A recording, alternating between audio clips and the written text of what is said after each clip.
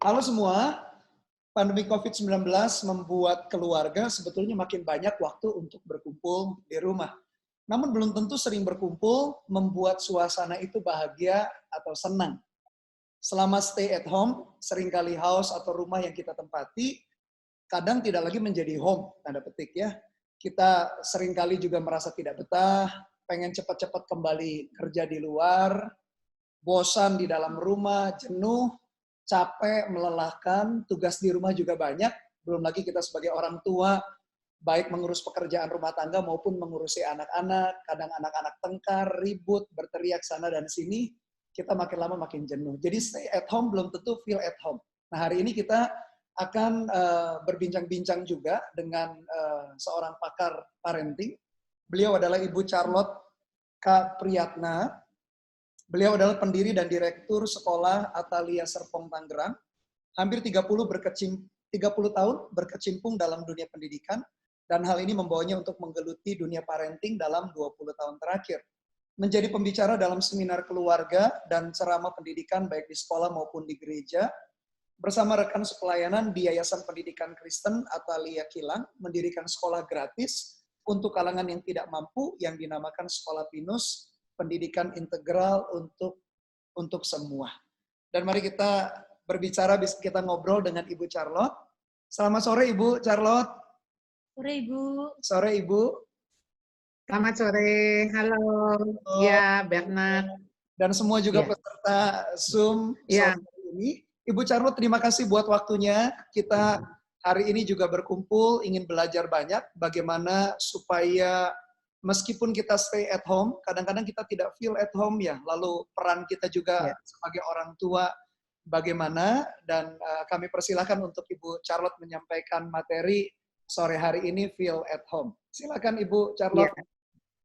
Iya, selamat sore Bernard, Anita, salam kenal buat semua juga.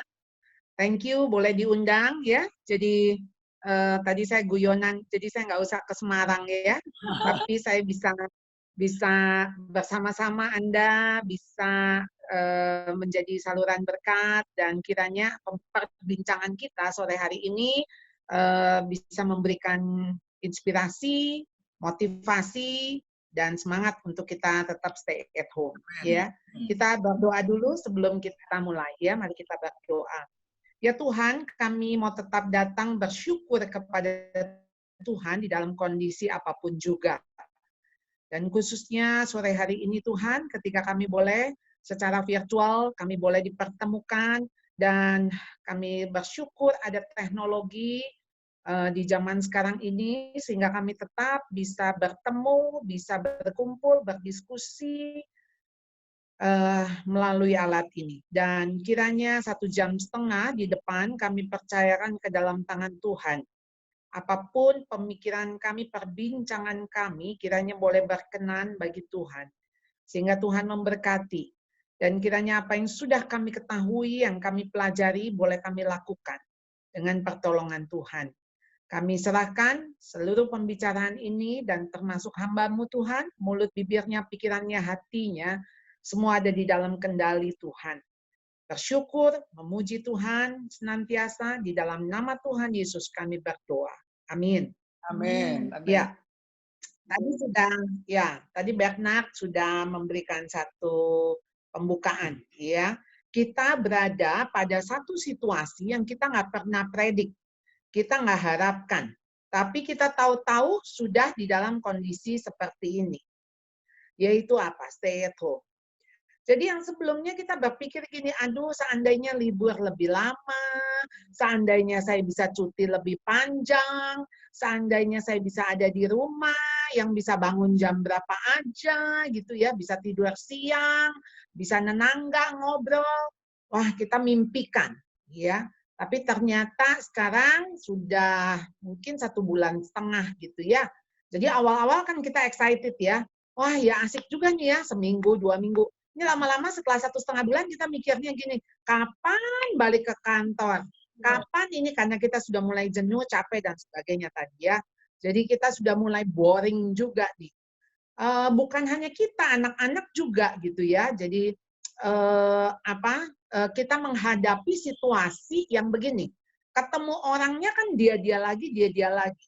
Ya, kita bersyukur ada Zoom, ada apa, jadi kita masih bisa rapat, masih bisa ini, dan bersyukur juga sekarang masih ada channel-channel TV yang banyak gitu ya, jadi anak-anak bisa belajar, kita juga bisa nonton, dan ada hal-hal baru yang kita bisa lakukan bersama gitu ya. Jadi dengan anak, dengan apa, saya kan melihat kadang-kadang video olahraga di rumah.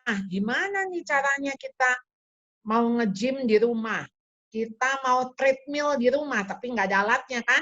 Oh, gampang. Jadi kita tetesin aja minyak di lantai, lalu kita pegangan, nah kita treadmill di situ ya. Jadi kita kayaknya dibawa kepada sesuatu yang kita tuh bisa kreatif sebetulnya ya.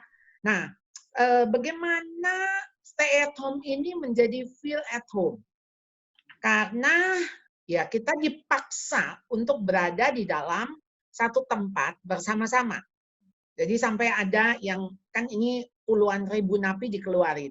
Jadi sampai ada katakan begini, napi yang tadinya ada di penjara, di dalam penjara dikeluarkan. Kita yang tadinya ada di luar dirumahkan, di dalam rumah gitu ya. Jadi ini kayaknya terbalik deh kita sama napi gitu ya. Malah kita yang disuruh di rumah.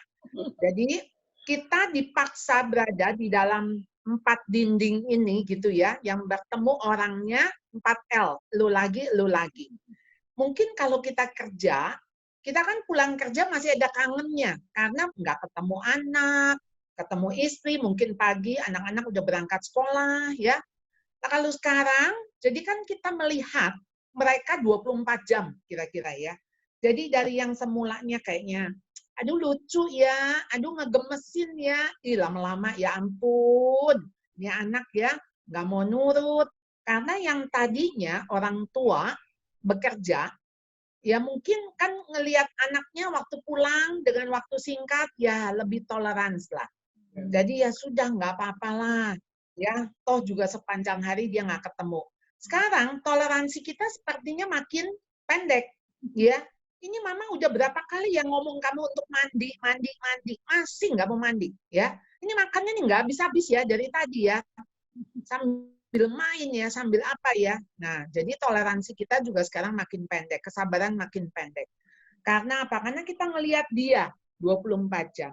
Jadi konflik juga makin banyak. Ya, suami istri. Karena ternyata di Wuhan setelah selesai COVID ini, perceraian justru makin meningkat. Di Inggris, KDRT makin meningkat. Ya, dan memang tentunya ketika situasi sudah 1 bulan lebih ini, saya sendiri sudah menerima laporan, ada suami-suami yang di PHK, kemudian ketika mereka di PHK, emosi mereka menjadi tidak terkontrol, cepat marah, dan kemudian mereka akhirnya juga memukul anak, mukul istri gitu ya. Jadi memang KDRT meningkat, pertengkaran meningkat gitu. Nah, bagaimana house ini, house-nya kan tetap bagus ya, house sweet house. Tapi mau jadi home sweet home, ya. Jadi bukan soal house-nya, ya. Yang mestinya, saya pikir yang mestinya stay at house gitu ya. Tapi kita disuruh stay at home. Jadi bagaimana kita menjadikan ini home, not just house, ya. Jadi home itu berarti suasananya, ya. Bagaimana membuat kita betah di rumah, ya. Jadi betah. Jadi betah itu tentu saja kita ini misalnya di rumah isinya siapa aja sih? Papa, mama, anak. Ini semua punya kepentingan. Semua juga harus punya peran. Ya, jadi peran ini tentu bukan hanya peran si istri untuk menciptakan suasana, tapi juga suami, istri, dan anak-anak. Bagaimana semuanya punya tanggung jawab, punya peran. Ayo dong jadikan ini home. Jadikan ini membuat kita betah. Ya, kalau Pak Jokowi mengatakan kemungkinan bisa sampai akhir tahun. Waduh, kalau sampai akhir tahun kita juga nggak kebayang sih. Bagaimana nih ya, ini kayaknya sebulan lebih aja udah gerah banget ya. Udah gerah, udah pengen cepet-cepet deh. Ini berakhir ya. Dan kita nggak tahu puncaknya kapan. Ya, ini angka ini masih terus naik. Sesuatu yang di depan mata aja adalah fase Lebaran. Kalau ada 3 juta orang pulang kampung dan kemudian balik ke sini, kita nggak tahu penyebaran pandemi ini seperti apa. Ya, jadi memang kenapa ya kita tentu belajar dari Italia, belajar dari Amerika gitu ya, negara-negara terdahulu. Jadi ketika feel at home, mau nggak mau, itu harus diusahakan. Harus diupayakan. Karena mau nggak mau, ini kita harus jadikan ini sesuatu yang menyenangkan, sesuatu yang positif, sesuatu yang baik. Ya, walaupun kondisi nggak baik. Nah, saya ingat ada satu film. Jadi film itu judulnya Life is Beautiful. Jadi film Life is Beautiful itu menceritakan tentang Nazi. Jadi ada Nazi, zaman Nazi. Jadi ini adalah orang-orang orang Yahudi yang ditangkap dan kemudian mereka masuk ke dalam kamp konsentrasi. Nah, ada seorang bapak yang kebawa anaknya. Jadi dia bawa anak kecil, ya, di dalam kamp yang orang dewasa semuanya. Anda bisa bayangin dong, bahwa anak kecil masuk ke dalam kamp konsentrasi. Seperti apa? Ya tentu saja anak itu kan harus bersembunyi, anak itu tuh harus nggak ketahuan oleh prajurit, oleh tentara Nazi. Apa yang dilakukan oleh ayah ini? Ayah ini mengatakan kepada anaknya, kita ini lagi main. Jadi lagi main perang-perangan. Jadi kalau lagi main perang-perangan, kamu mesti sembunyi. Nanti ketahuan, ya. Jadi kamu nggak boleh. Ini kita lagi main perang-perangan. Wah, sepanjang film itu saya nonton. Ya tentu tegang gitu ya, karena takutnya anak juga keluar. Tapi ayah itu bisa seperti meyakinkan kepada si anak bahwa ini main. Jadi kamu ya bawa senang aja, bawa senang. Namanya juga lagi main. Ya, nanti kita kalah loh. Kan kita mau menang. Ya, nanti kita kalau menang, kita begini. Saudara, yang saya lihat ya dari orang tua ini. Jadi orang tua ini, dia dalam kondisi yang sebetulnya sangat tidak ideal, kondisi yang susah, kondisi yang berduka, tetapi dia tidak mau duka ini, sukacita anak ini berubah menjadi duka cita. Ya, jadi artinya menjadi ketakutan, menjadi stres, ya enggak, tetap sukacita. Dan ini memang membutuhkan kreativitas yang luar biasa. Kita itu bisa tetap joy di tengah duka cita. Jadi di tengah-tengah kehilangan kita bisa tetap joy, bisa tetap sukacita. Paulus di penjara di Filipi, tapi di surat Filipi itulah yang paling banyak kata sukacita. Ya, bersukacitalah, dan kukatakan bersukacitalah. Bayangkan dia ada di dalam penjara. Tapi dia mengatakan sukacita. Sukacita. Janganlah hendaknya kau khawatir tentang apapun juga. Ya, kalaupun engkau khawatir, apa yang dikatakan? Janganlah engkau khawatir, tapi nyatakanlah semuanya itu di dalam doa dan dalam permohonan dan ucapan syukur. Jadi ketika Paulus mengingatkan kita bahwa kalaupun kamu jadi khawatir sakit, khawatir ketularan, khawatir ini dan khawatir itu kan sebetulnya belum terjadi. Karena kalau sudah terjadi kan udah nggak khawatir lagi dong. Sekarang misalnya kita khawatir sakit, ya berarti belum sakit. Kalau udah sakit kan udah nggak khawatir, memang udah sakit. Lalu khawatir mati, ya berarti belum mati gitu ya.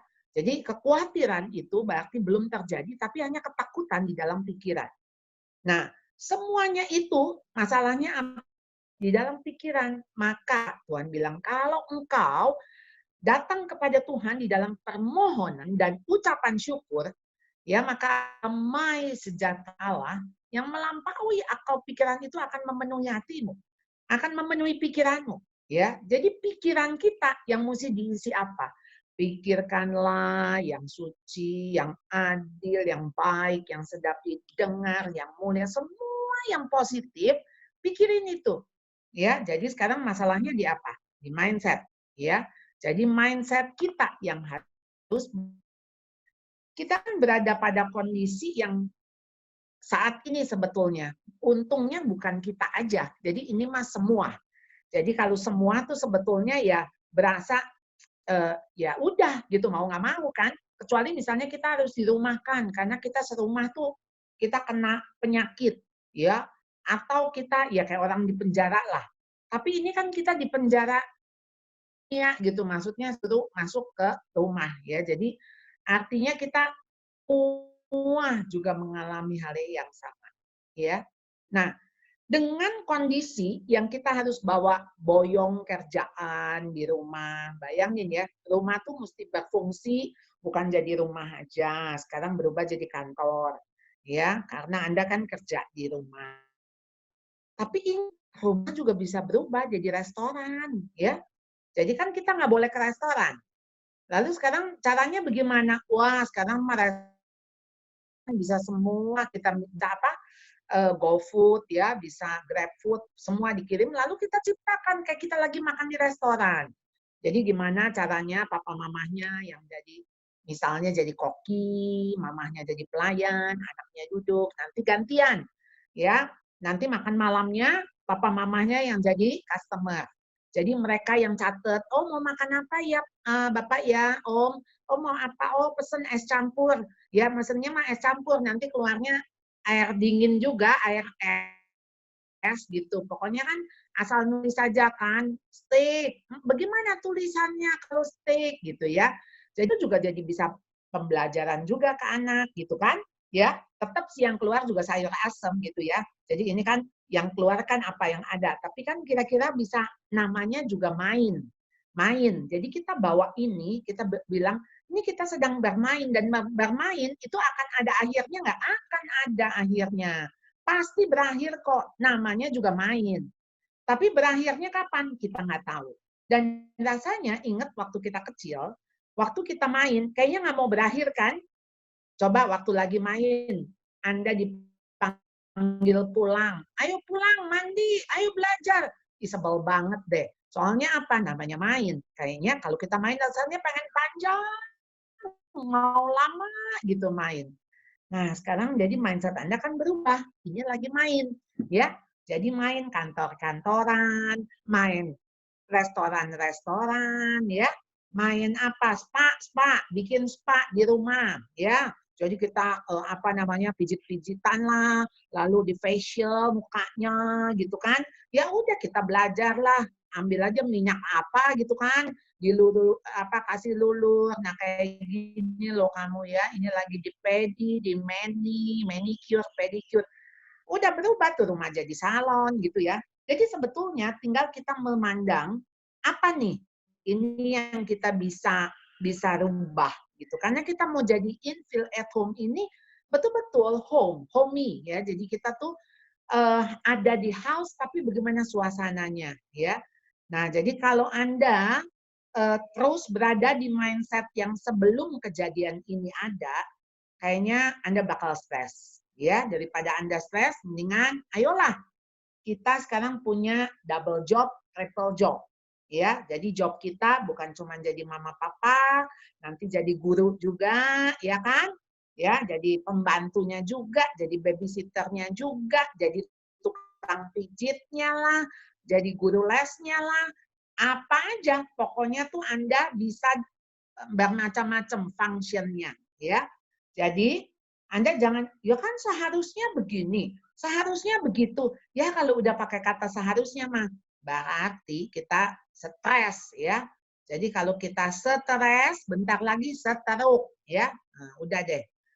Mendingan jauh-jauhin ya, dibawa senang aja. Kita bawa senang aja ya. Jadi sekarang kalau dulu kan kita ada batasan ya, kerjaan di kantor sama kerjaan di rumah. Sekarang ini kan enggak, kantor sama rumah tuh kayaknya ya urusan kantor bisa kayaknya 24 jam gitu kan, bos bisa nelpon kapan aja, mentang-mentang kita di rumah. Lalu kemudian kayaknya kita kok jadi masak pagi, siang, malam. Ini rasanya baru masak, gue udah masak lagi nih gitu ya.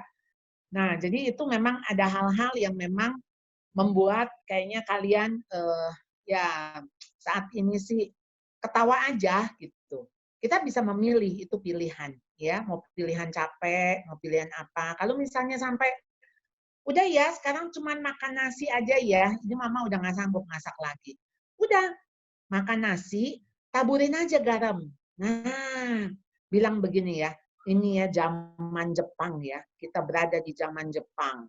Makan nasi pakai garam, pakai kecap dikit, enak deh gitu ya. Coba kita ngerasain masak paceklik. Nah, udah, itu sebetulnya sih judulnya kita udah malas masak ya. Udah capek masak gitu ya.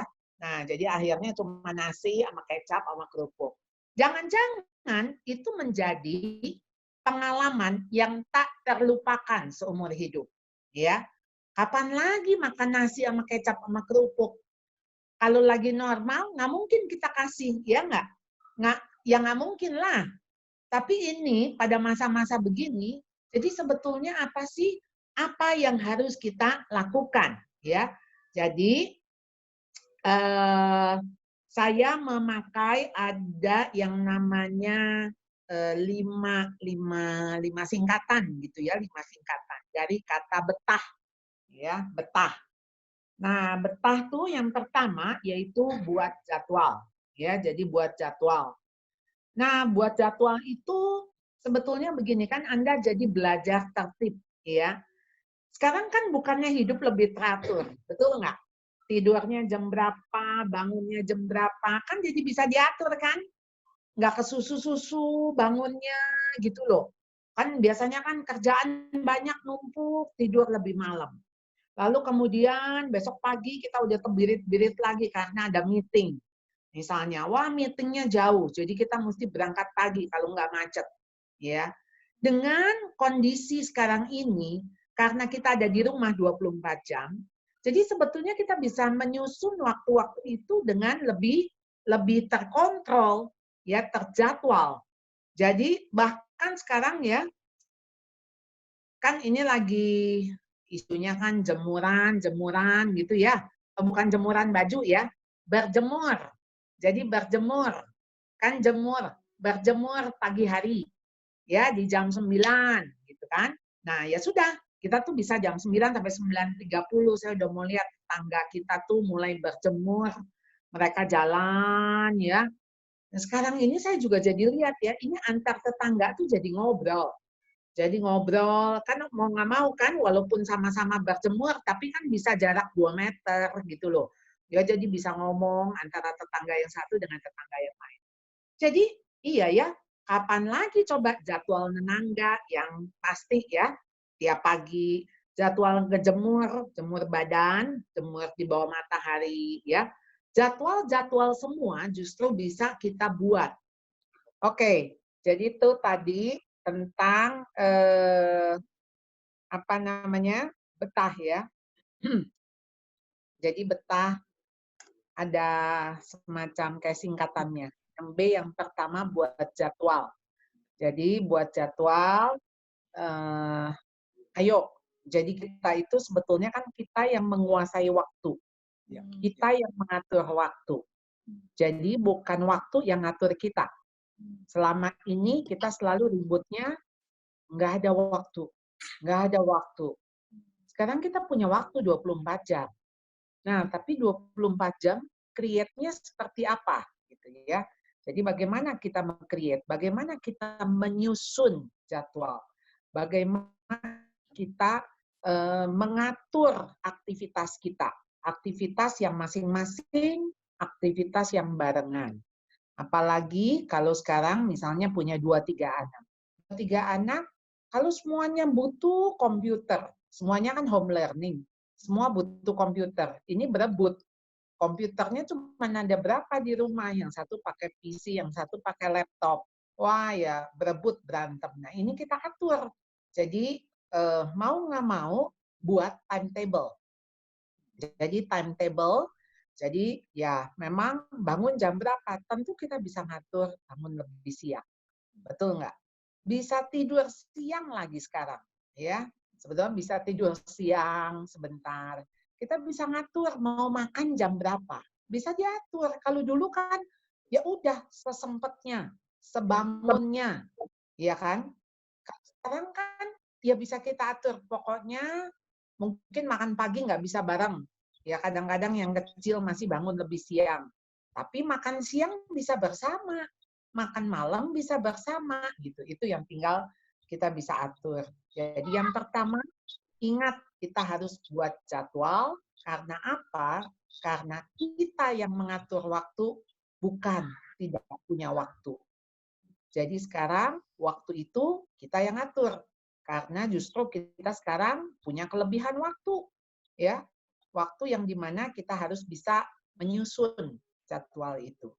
Yang kedua, kan betah ya, itu B yang pertama. Yang kedua, huruf kedua adalah E. Enyahkan pikiran negatif. Nah, jadi ketika enyahkan pikiran negatif, yang harus kita masukkan apa? Pikiran yang positif.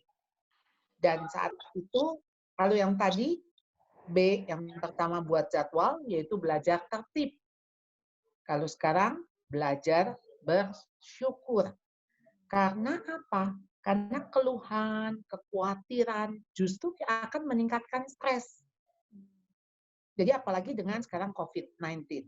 Kita ini kalau nggak punya imun tubuh yang bagus, gampang sekali ketularan. Tapi dengan adanya kita tubuh kita sendiri bisa membangun imun itu. Tapi kalau kita stres, kita khawatir, ya belum apa-apa aja ya, belum ketularan secara virus, kita sudah jadi paranoid, kita jadi curiga, kita juga jadi merasa, jangan-jangan kok saya sekarang panas ya, demam ya, ini nih jangan-jangan kayaknya nih saya udah mulai pencecapan saya kok nggak berfungsi ya, ini kayaknya saya udah, wah Anda tuh udah maksudnya mikirinnya yang udah enggak. Nah, jadi belum lagi pertanyaan misalnya katakan, sampai kapan sih begini? Wah, jangan-jangan ya tunggu sampai 100.000. Jangan-jangan tunggu sampai 500.000. Ini kalau kita seperti Amerika bagaimana? Nah, pikiran-pikiran yang negatif itu akan menguras emosi. Tidak akan menolong kita. Ya. Jadi, ayo dengan kita bersyukur, kita menambah energi. Energi di mana? Energi di dalam hati kita. Kita punya kekuatan hati. Otot-otot hati kita itu mesti dilatih, ya. Jadi kita mengubah sudut pandang menjadi yang positif. Sekarang begini, rumah kan pasti berantakan. Ada anak-anak pagi siang malam belajar main berantem, nangis, ya. Habis itu ada yang ngamuk, belum lagi ada yang tantrum. Wah, segala rupa deh. Ini baru diberesin ruang depan. Ruang tengah udah berantakan. Ruang tengah diberesin, ruang belakang udah porak-poranda. Anda kalau tidak mau mengubah mindset Anda, wah pasti Anda akan marah-marah, kesal terus. Kenapa? Karena baru diberesin berantakan lagi. Baru dibersihin udah kotor lagi. Nah, jadi ketika menyahkan pikiran negatif dengan cara apa? Balik pikirannya. Kalau sekarang rumah masih berantakan, berarti masih ada orang di rumah, bersyukur. Anak-anak masih teriak-teriak, bersyukur. Artinya anak-anak sehat. Berantem, kakak adik, udah kayak kucing sama anjing. Segala sesuatu bisa tetap kita lihat positifnya. Ya, kita lihat positifnya. Kita di rumah nih, ya ampun, udah bosen ya. Nah, tinggal itu pilihan kita. Kita masih mau pikir nggak? Bersyukur kita di rumah, nggak di rumah sakit. Jadi sekarang tinggal sejauh mana kita mau mengubah mindset. Jadi kalau ini satu barang, ada dua sisi koin ya. Koin itu kan ada dua sisi. Tinggal lihat sisi yang sebelahnya. Ya, kalau dilihat sisi yang satunya memang negatif, tapi dilihat sisi sebelahnya pasti ada yang bisa kita syukuri. Jadi belajar bersyukur. Dengan apa? Yaitu enyahkan pikiran negatif. Segala sesuatu pasti memiliki alasan untuk kita bersyukur. Jadi pasti ada alasan di balik itu. Yang ketiga, betah ya. B tadi apa? Buat jadwal. Enyahkan pikiran negatif. Yang T, tentukan skala prioritas. Prioritas kita apa sih? Kita harus belajar berelasi. Selama ini mungkin kita kalau pulang rumah udah rapi, Mbak beresin, jadi kita nggak lihat berantakannya. Selama ini kita lihat anak-anak udah tertib, ke sekolah, pulang sekolah, dia ngeles, pulang udah beres, udah rapi. Saat ini semua proses itu harus kita lewati. Semua proses harus kita lihat. Jadi kalau yang namanya berantem-berantem dia di sekolah, nah sekarang kelihatan dia berantem di rumah. Kalau dia nakal-nakalnya di tempat les, nah sekarang kelihatan nakalnya di rumah. Jadi ketika kita menentukan prioritas, prioritas kita apa? Prioritas kita orang, bukan barang. Jadi sekarang bukan soal pekerjaan mana yang mesti saya dahulukan. Kalau soal pekerjaan menyangkut saya dengan orang dan saya dengan barang. Cucian numpuk. Saya mendingan cuci piring numpuk atau saya temanin anak bikin PR. Piring bisa nunggu. Anak nggak bisa nunggu. Piring nunggu, ya tetap aja begitu kan. Tapi kalau anak, dia manggil-manggil, dia bete, dia kesel, dia bisa marah-marah. Jadi sekarang kita ada pilihan, mau orang atau barang. Dan prioritas kita pasti adalah orang. Kenapa? Karena orang tidak bisa menunggu. Jadi yang namanya rengekan, jeritan, omelan, kemarahan, semua harus diselesaikan hari itu. Jadi kalau ada konflik-konflik, selesaikan. Tapi piring kotor, lemari berantakan, itu bisa nunggu kok. Kalau Anda nggak mau lihat, ambil aja kain, lalu tutup. Tutup aja satu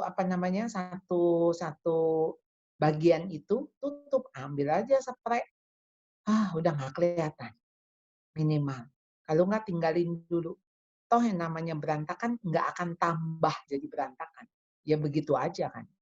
Tapi kalau anak udah bete, diomelin, ya istri udah capek-capek, kita nggak memberikan apresiasi, wah sudah jadi konflik. Dan kalau udah konflik mungkin bisa berhari-hari. Nggak cukup hanya beberapa menit. Kalau cuci piring kan paling 10 menit selesai, 20 menit selesai. Kalau udah ngambek anak, ngedieminnya 2 jam. Nah, jadi yang ketiga, tentukan prioritas. Dan prioritas kita adalah orang. Ya, ingat, barang bisa menunggu, tapi anak istri Anda bertumbuh setiap harinya. Hari ini dengan hari yang kemarin bisa berbeda. Yang keempat, ajak bicara. Betah, apa saya ulang lagi? B-nya buat jadwal. E-nya enyahkan pikiran negatif. T-nya tentukan prioritas. A, ajak bicara. Kita ini manusia diciptakan oleh Tuhan adalah manusia berelasi, berkomunikasi. Jadi memang bicara, itu tiap hari kita bicara, walaupun nggak di bibir, nggak di mulut kita. Kita bicara di dalam pikiran. Di dalam pikiran tuh kita bicara. Kenapa? Karena kita manusia yang diciptakan oleh Tuhan adalah bicara, berkomunikasi. Kata-kata. Allah menciptakan langit bumi ini juga melalui kata-kata, word. Dan Allah sendiri adalah firman. Jadi ketika Anda ajak bicara, itu hati-hati tentu dengan kata-kata Anda. Nah, sebelum COVID ini, sebelum badai ini, kita ini kan boleh dibilang pertemuan kita singkat. Jadi kita ada kangennya.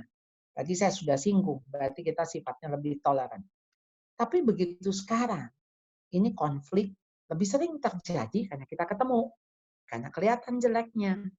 Nah, segala sesuatu sebetulnya bisa dibicarakan. Entah Anda yang mengungkapkan. Jadi kalau Anda jengkel, jangan biarkan sampai matahari terbenam. Ya, ajak bicara dan Anda bilang, saya mau ngomong. Bicarakan. Bicarakan segala sesuatu dan Anda juga bisa bicara dengan anak. Kadang-kadang kita itu kalau waktu sibuk kerja, ada sesuatu yang kita mau nasehatin anak, kita mesti tunggu waktunya.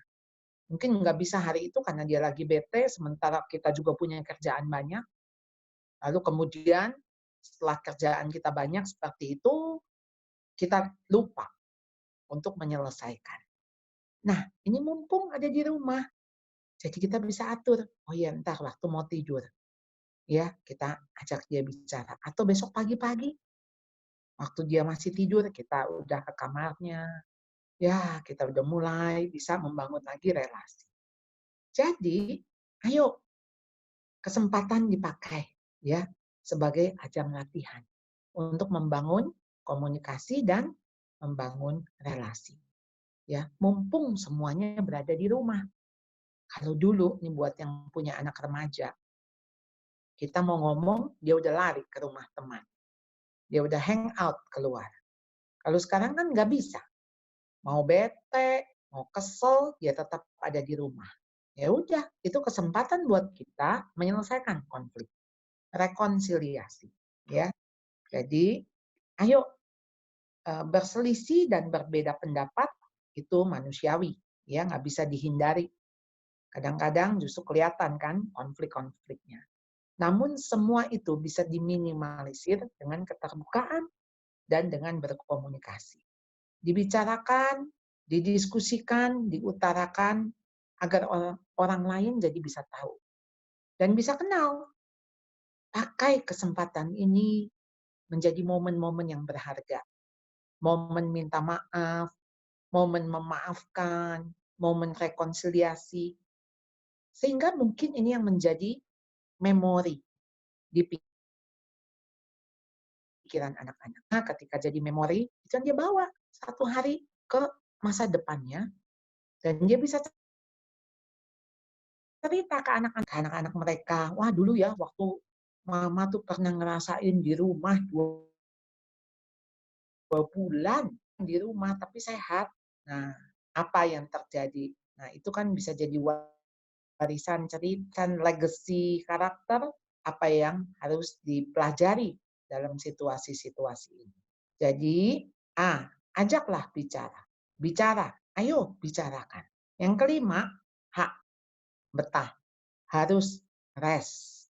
Rest. Nah, kita ini belum dipanggil Tuhan, rest in peace, karena masih banyak tugas kita.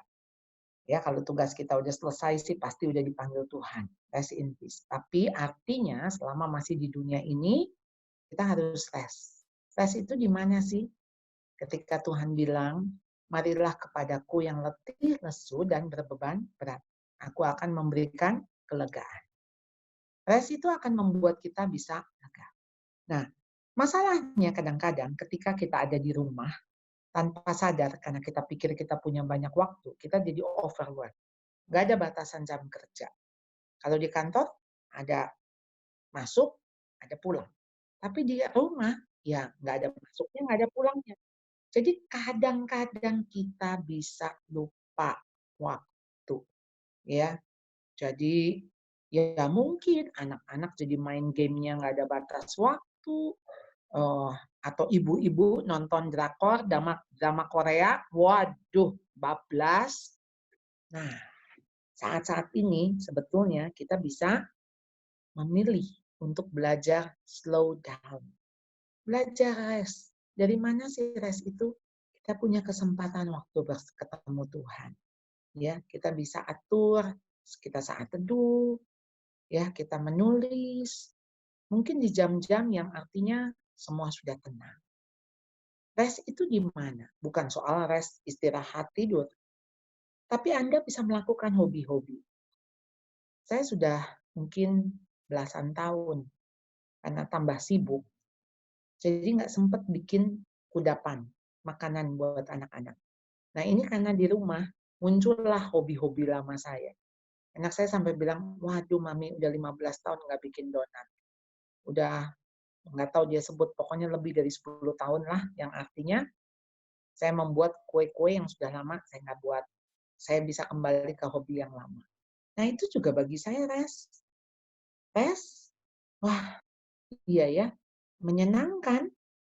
Bikin kue tuh buat kita yang hobi bikin kue tuh seneng banget ya.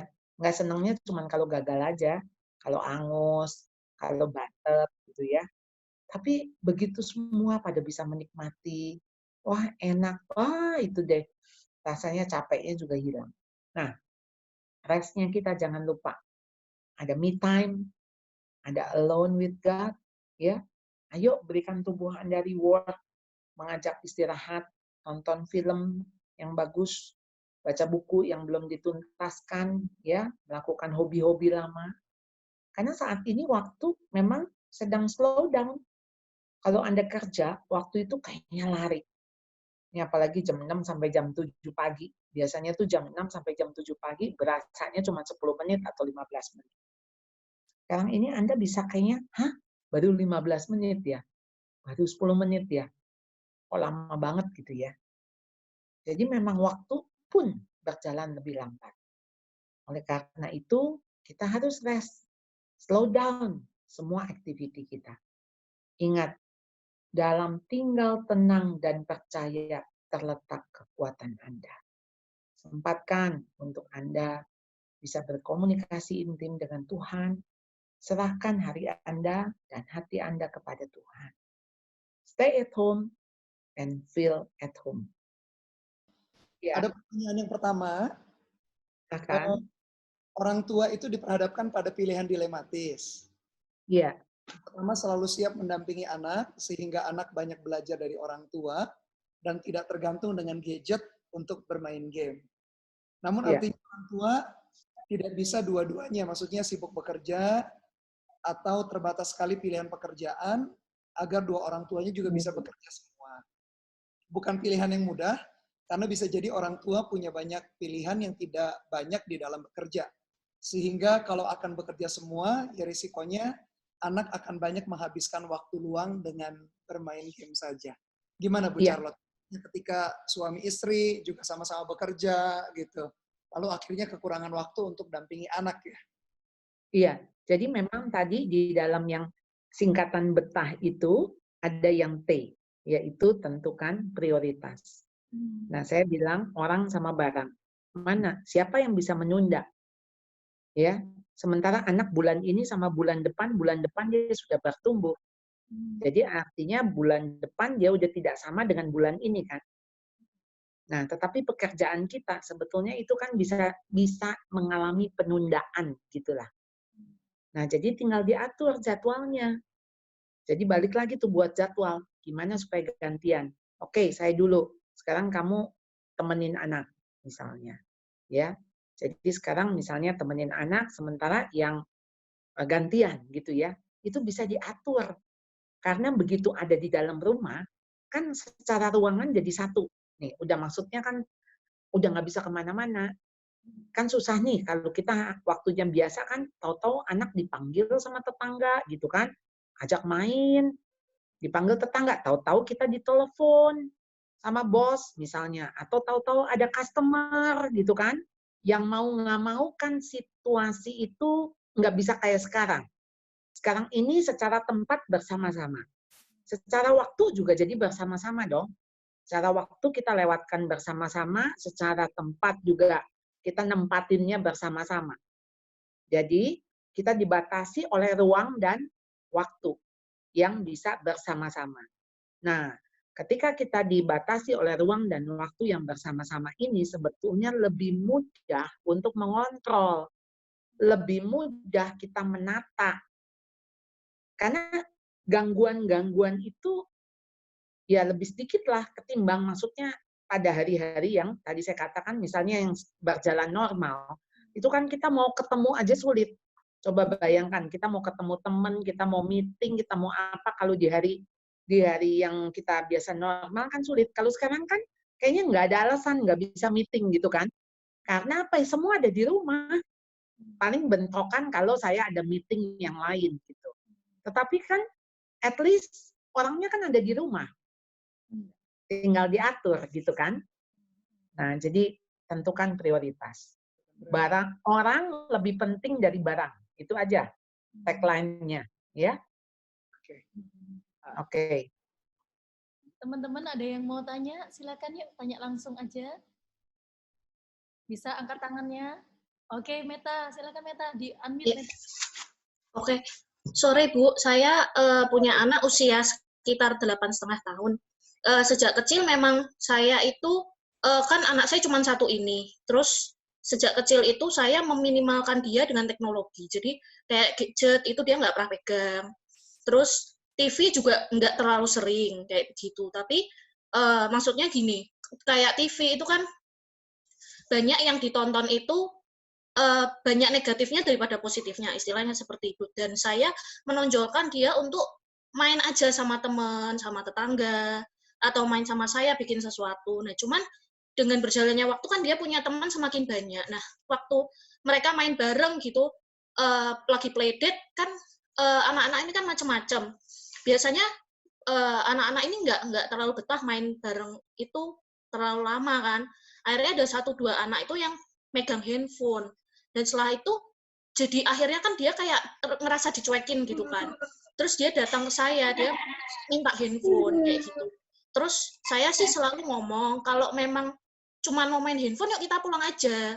Mama ngajak kamu main sama temennya supaya kalian main bareng kayak gitu. Tapi kan anak itu nggak 100% bisa terima, dan di situ juga saya bisa batasi anak saya, tapi untuk anak lain kan belum tentu seperti itu. Kalau menurut Ibu, saya sebaiknya bagaimana? Ini anak ini main sama temennya di masa COVID ini. Dia masih keluar. Enggak. Biasa jadi misal ada janjian main bareng dengan teman sekolah atau gimana lah kayak gitu. Iya. Oke. Jadi berarti ini pertanyaan bukan soal yang COVID ini ya. Soal kalau dia sama dia.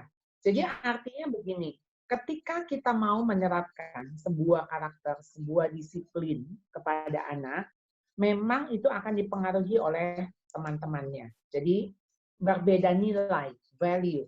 Jadi kalau buat ibu, value-nya udah bagus tuh, 8,5 tahun, nggak dicemari dengan benda-benda gadget, elektrik,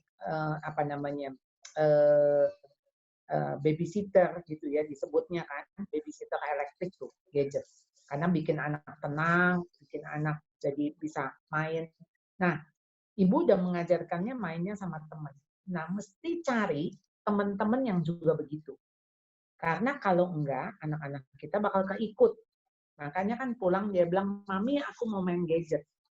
Ya, padahal kita udah tanamkan, main itu ada board game, ya board game, cari board game yang memang betul-betul, kalau zaman dulu kan kita cuma taunya Ludo, Palma, ya, Monopoly, wah sekarang banyak sekali. Nah, itu bisa kita belikan. Ajak teman-temanmu, ayo main yang ini, main ular tangga, main ini, main itu, gitu ya. Nah, kembali lagi, permainan yang bagus, itu adalah permainan yang melibatkan bukan hanya fisik, tapi juga kognitif, dan juga emosi. Ya.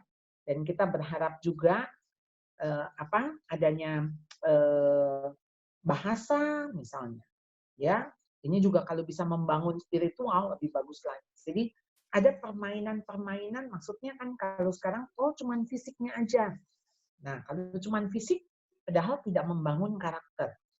Nah karakter juga mesti bisa dibangun dari permainan, ya dari emosinya, sosialnya, ya. Nah itu semua bisa membangun aspek-aspek itu gitu ya. Jadi bukan cuma asal main hanya buat just for fun, buat senang-senang aja. Nah, tapi bisa anak-anak terinspirasi melalui permainan. Banyak yang bisa dipelajari. Nah, berarti cari mainannya. Sebetulnya kan nggak perlu permainan itu ada barang. Ya, belum tentu ada barang. Permainan itu tuh bisa diri kita kan. Kita main, ingat nggak? Mungkin zaman masih kecil kan main apa? Main apa ya? Maksudnya main galasin, main tak umpet, main tak lari, itu kan diri kita tuh. Diri kita yang bermain dan permainan dan nggak perlu ada barang. Tapi sekarang ciptakan di rumah nih sama anak-anak, ayo ciptakan permainan. Banyak kok. Ya dari barang bekas, dus-dus misalnya. 8,5 tahun ya, main masak-masakan. Nah, masakannya beneran dimakan, gitu loh. Nanti dia belajar motong, ya, motong buah, gayanya macam-macam misalnya. Motong pisang, motong apel, bisa dikreasikan. Ya, nanti dia menata, ya, ayolah ajak anak tetap bermain yang nggak semata-mata gadget. Memang begitu ada di depan gadget tuh anak-anak jadi kayak terhipnotis gitu ya. Jadi bisa anteng, bisa ini, tapi ya efeknya jangka panjang. Jadi lebih baik mumpung kita orang tua ada di rumah, kita sama-sama ajak mereka bermain, gitu, ya. Ya, makasih. Ya, sama-sama. Ibu mau tanya, Ibu. Boleh. Yang bertanya deh. Ibu, kadang kan anak-anak misalnya kalau sekarang masa-masa sekarang ini ya, kalau mereka ini lakukan sesuatu yang baik gitu, maksudnya nurut sama orang tua, terus kan pasti kita berpikir untuk kasih mereka reward, apakah entahkah pujian atau apa gitu. Nah, cuma yang soal disiplin ini, Bu. Nah, maksudnya kira-kira contoh misalnya kadang kan anak itu bandel atau enggak nurut atau mungkin apa ya, contoh kayak dengan gadget ini juga waktunya kadang jadi kita misalnya kasih waktu segini terus tapi ternyata mereka lewat gitu. Menurut Ibu disiplin contoh-contohnya dalam seperti apa bentuknya atau reward-nya dalam seperti apa? Iya, sebetulnya punishment and reward itu nggak boleh dipakai lagi setelah anak-anak di atas 5 tahun. Kenapa? Karena anak-anak sudah bisa diajak bicara. Jadi nggak semua perbuatan baik itu harus mendapat upah. Kalau nggak, anak-anak jadi orang upahan. Kalau enggak, anak-anak jadi merasanya, loh saya udah berbuat begini, mana upahnya? Ya, dan kita tidak sedang membuat anak-anak kita seperti ikan lumba-lumba, yang setiap kali kita suruh ngapain, mesti ada ikan. Ya, jadi mesti diberi ikan, diberi pancingan, diberi iming-iming. Nah, kita nggak mau anak-anak ketika berbuat sesuatu yang baik, yang positif, gara-gara ada iming-imingnya, ada hadiahnya. Jadi nggak boleh. Karena ketika dia berbuat baik, berbuat yang positif, ya karena memang dia mau melakukan yang baik. Melakukan yang positif sekalipun tidak ada hadiahnya. Kan kita harus membawanya ke sana. Kalau masih kecil, mereka tidak mengerti. Tapi kita jadikan itu habit. Nah, habitnya nggak boleh dibangun dengan hanya kasih barang. Anda harus latih dengan pujian, tepukan tangan, ya, pelukan. Nah, kan kita belajar 5 bahasa kasih. Nah, 5 bahasa kasih itu bisa dipakai. Jadi buat anak-anak yang kalau misalnya iya, jadi nanti mama ceritain kamu 1 buku, ekstra, ya, karena dia senang sekali ditemani, ya.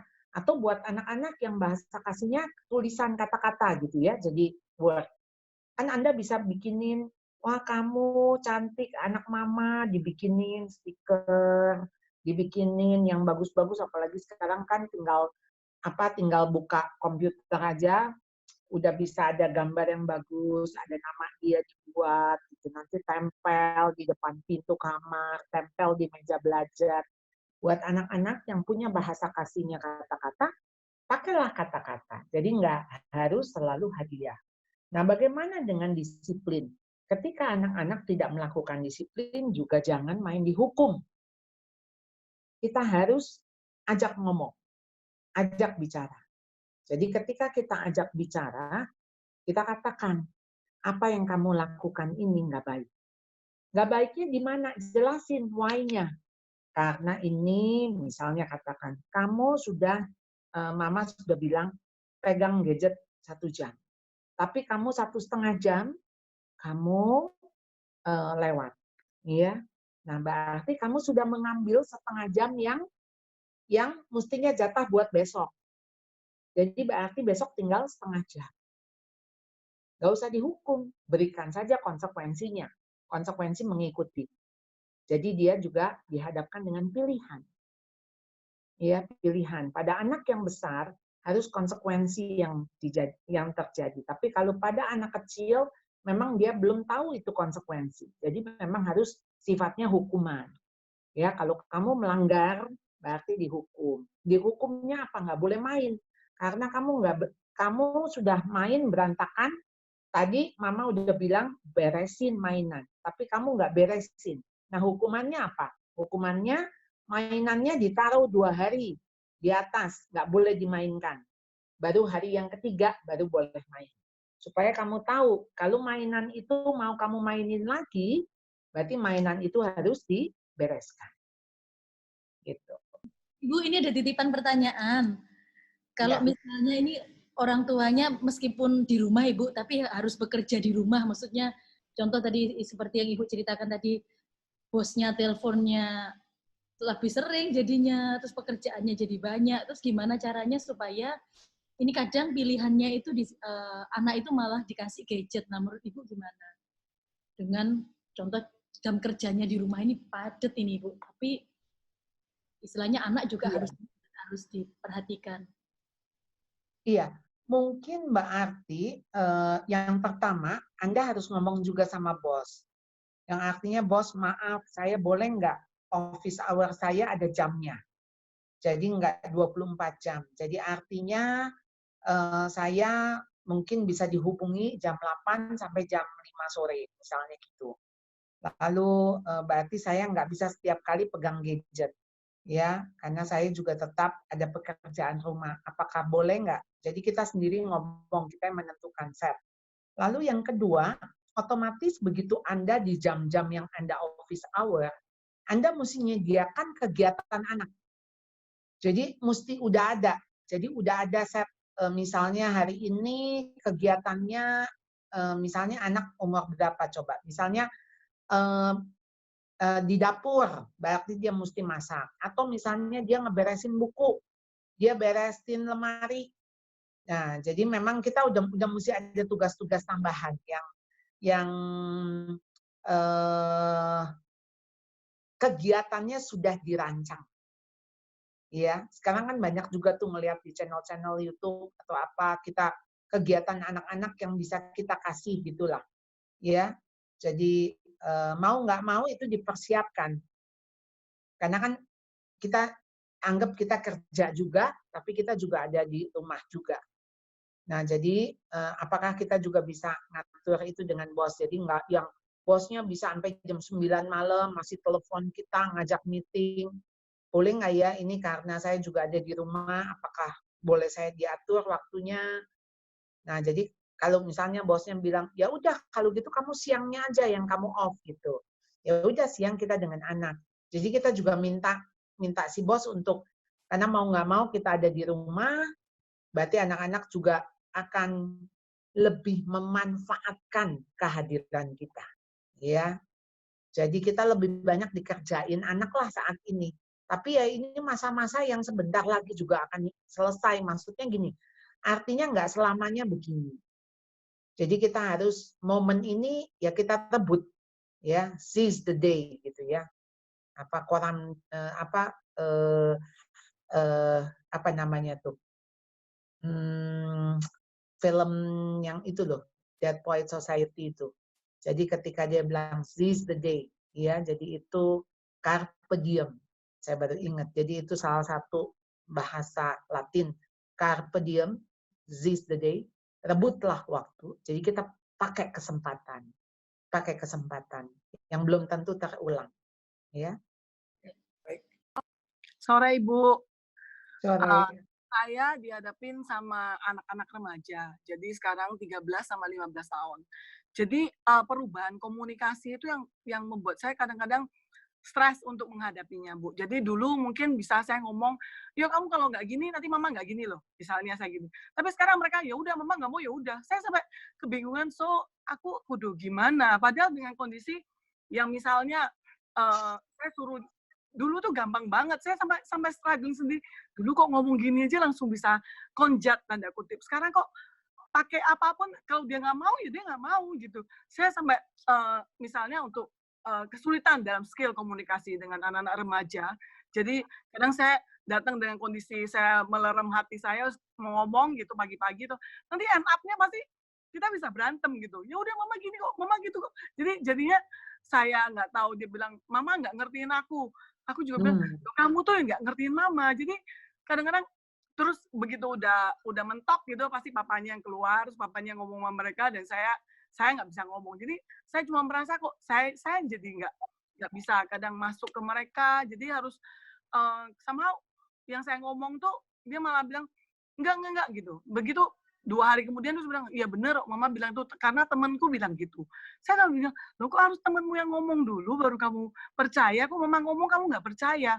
Dan itu jadi struggling saya yang mungkin hari ini udah oke, terus nih besok lusa bisa terulang lagi, jadi terus muter-muter. Saya tuh bingung sendiri sih, Bu. Maksudnya kadang-kadang saya merasa anak saya lagi puber, jadinya ada waktu-waktu yang nggak semua hal dia mau cerita, dan saya harus datang, approach-nya harus gimana. Kadang saya benar-benar menahan diri sebelum masuk kamar, ya harus ngomong yang baik-baik, harus ngomong nggak boleh nggak boleh nada tinggi, harus pelan, harus pelan. Tapi end up-nya bisa begitu lagi gitu, Bu. Saya harus bagaimana ya untuk skill bicara dan menghadapi teenagers zaman now gitu, Bu. Makasih. Iya, makasih. Jadi ketika menghadapi anak-anak remaja di masa ini, Anda lagi belajar rendah hati dan belajar sabar. Ya, jadi mau nggak mau itu yang dipelajari. Jadi terima kasih buat anak-anak yang kurang ajar ya. Terima kasih buat anak-anak yang nggak bisa diatur ya. Terima kasih buat anak-anak yang bisa membantah. Karena itu latihan kita. Latihan kita untuk kita merendahkan hati. Sebelumnya kita bisa pakai cara, pokoknya ya kalau kamu nggak begini, mama begini. Efektif. Karena kita masih punya ancaman, jadi kita masih punya sesuatu nih yang mau nggak mau dia nurut. Kalau sekarang nggak bisa, ya terserah mama. Lalu kita nggak diajak ngomong 2 hari. Aduh. Nah, jadi sekarang ini hentikan omelan-omelan, cerewet. Udah nggak usah cerewet. Apa sih sekarang misalnya dia nggak mau mandi? Ya sudah, wong di rumah kok. Mandi sehari sekali, nggak apa-apa. Lalu dia bilang, emang kenapa? Nggak bau kok. Ya sudah. Ya sudah. Nanti akan kembali kok ke situasi itu. Lalu Anda bilang gini, anak bilang, mama nggak ngerti aku. Ya kamu yang nggak ngerti mama. Lah sekarang kita yang pernah menjadi remaja. Tapi anak kita kan nggak pernah setua kayak kita. Jadi mestinya siapa mengerti siapa? Ya mestinya kita yang ngerti mereka kan. Karena kita pernah melewati masa itu. Jadi memang pada masa itu, teman itu lebih penting dari orang tua. Kenapa? Karena bagi mereka kehilangan teman itu wah big deal banget. Ya, kalau kita orang tua nggak mungkin kehilangan, bagi mereka begitu. Apalagi namanya mama. Hari ini kesel, besok juga baik lagi kok. Tapi teman begitu kesel belum tentu baikan lagi gitu. Bisa ya nggak punya teman. Dan jadi bagi mereka tuh teman itu menjadi penting sekali. Nah kita yang mesti begitu misalnya dia bilang, wah iya betul ya kata mama ya, soalnya temanku juga begitu. Ah iya, ternyata mama itu kayak teman kamu kan, gitu. Ya dibawa seneng aja gitu loh. Ya dibawa happy. Jangan di apa namanya? Dianggap kayak tuh kan, ya. Kalau kamu dengar temenmu aja, barulah kamu percaya. Mama yang ngomong nggak percaya. Lah, sebetulnya dengan demikian waktu dia ngomong, dia kan memberi pengakuan. Benar kok, ternyata mama. Ya sudah, dia sudah mengakui kok. Nggak usah diomelin lagi. Ya, tambah Anda omelin, kan dia tambah sebel. Sekarang, masa COVID ini, masa corona ini, udah nggak ada lagi konflik. Nggak worth untuk konflik. Konflik untuk hal remeh, kecil, tapi memperbaikinya setengah mati. Iya. Kenapa sih nggak let it go aja? Ya mulai cincai. Oh ya, apa coba? Maksud saya apa yang sehingga tuh bisa hari-hari Anda tuh diisi dengan apa? Marah-marah gitu ya. Karena kan kita kepinginnya perfect. Kita tuh kepinginnya ini semua berjalan smooth, berjalan sesuai dengan harapan, dengan rencana. Sekarang mesti diubah mindset-nya, nggak apa-apa. Ya sudah, pokoknya yang penting seneng. Udah itu aja. Karena apa? Bukan soal menyenangkan hati, tapi Anda punya misi memenangkan hati anak. Memenangkan hati anak. Kalau hati anak sudah dimenangkan, apa sih yang dia nggak mau nurut? Apa sih yang dia nggak mau ngikut ngomongan kita? Wong hatinya sudah dimenangkan. Tapi sebelum dia menang, kan mesti kita yang kalah gitu loh. Kasih menang aja. Setelah kasih menang, itu sebetulnya cara kita memenangkan hati dia. ya. Jadi memang perlu teknik, tapi ini memang perlu hati yang dicabik-cabik dulu. Kita tuh ya inilah saya bilang ini ajang kita belajar sabar dan belajar rendah hati. Udah, Ya, begitu ini bisa berhasil, kita juga menang, dia juga menang. Udah happy, ya ketawa-ketawa deh, ya. Makasih Bu. Pertanyaan berikutnya. Ya, baik Ibu Charlotte, terima kasih buat waktunya. Terima kasih banyak. Senang sekali bisa banyak belajar mengenai bagaimana supaya suasana rumah ketika kita stay at home juga menjadi feel at home. Terima kasih buat prinsip-prinsip, buat teman-teman juga yang sudah join di Zoom hari ini. Terima kasih buat keterlibatannya, buat pertanyaan-pertanyaannya. Doa kita supaya apa yang kita lewati atau apa yang tadi dibicarakan memberkati, memperlengkapi kita semua. Thank you, sampai jumpa di lain kesempatan. Jadi itulah obrolan kita dengan Ibu Charlotte. Ibu Charlotte menyampaikan mengenai betah. B adalah buat jadwal. E-nya adalah enyahkan pikiran negatif. T-nya tentukan skala prioritas. A-nya ajak bicara. Dan H yang terakhir adalah harus rest. Jadi manfaatkan waktu-waktu ini bukan hanya stay at home, tapi feel at home. Saya meyakini Tuhan juga pasti menyertai, memberkati, supaya keluarga kita juga tetap terpelihara dan kita bisa selesaikan rencana dan kehendak Tuhan. Sampai jumpa di program berikutnya. Tuhan Yesus memberkati.